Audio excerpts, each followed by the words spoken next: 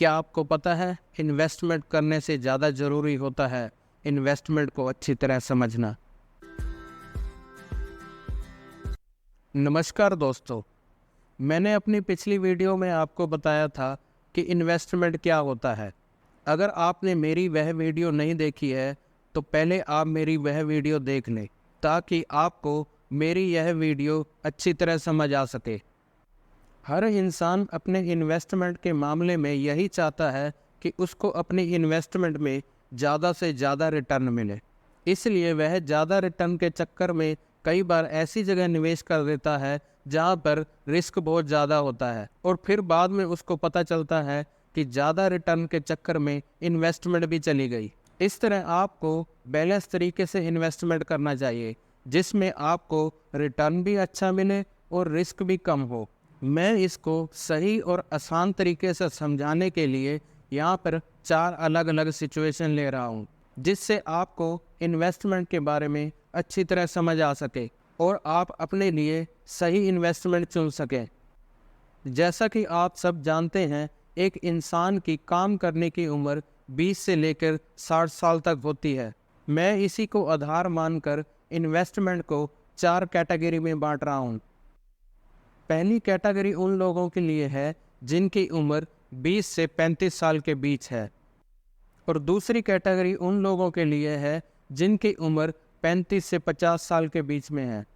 तीसरी कैटेगरी उन लोगों के लिए है जिनकी उम्र 50 से 60 साल के बीच है और चौथी कैटेगरी उन लोगों की है जिनकी उम्र 60 साल से ऊपर है। पहली कैटेगरी में वह लोग आते हैं जिनकी उम्र 20 से 35 साल के बीच में है। इस कैटेगरी में वह लोग आते हैं जो अपने करियर के शुरुआती दौर में हैं और उनको सबसे बड़ा फ़ायदा यह मिलता है कि वह अपनी इन्वेस्टमेंट पर ज़्यादा से ज़्यादा कंपाउंडिंग रिटर्न ले सकते हैं, क्योंकि उनको अपनी इन्वेस्टमेंट को देने के लिए बहुत ही ज़्यादा टाइम होता है। इस कैटेगरी के लोगों को चाहिए कि वह अपनी इन्वेस्टमेंट के लिए 75-25 का नियम अपनाएं, यानी कि आप अपनी 75% बचत को इक्विटी में इन्वेस्ट करें और बाकी की 25% बचत को डेट कैटेगरी में निवेश करें। मैं ये इसलिए कह रहा हूँ क्योंकि आपको इक्विटी में इन्वेस्ट करने पर 12 से 15% सालाना रिटर्न मिलेगा, क्योंकि आपके पास आपके इन्वेस्टमेंट को बनाए रखने के लिए समय बहुत ज़्यादा है, इसलिए आपका इसमें रिस्क भी ना के बराबर रहेगा। जबकि डेट से आपके इन्वेस्टमेंट को 7-8% सालाना की दर से रिटर्न मिलेगा, जो कि इक्विटी की अपेक्षा काफ़ी कम है। इसलिए आपको अपनी बचत का ज़्यादा हिस्सा इक्विटी में इन्वेस्ट करना चाहिए। दूसरी कैटेगरी उन लोगों के लिए है जिनकी उम्र 35 से 50 साल के बीच में है। इस कैटेगरी में वह लोग आते हैं जो अपने करियर के मध्य में होते हैं। इन लोगों को 50-50 का नियम अपनाना चाहिए, यानी कि इन लोगों को अपनी बचत का 50% हिस्सा इक्विटी में और बाकी का 50% हिस्सा डेट में इन्वेस्ट करना चाहिए ताकि उनके इन्वेस्टमेंट का एक बैलेंस बना रहे।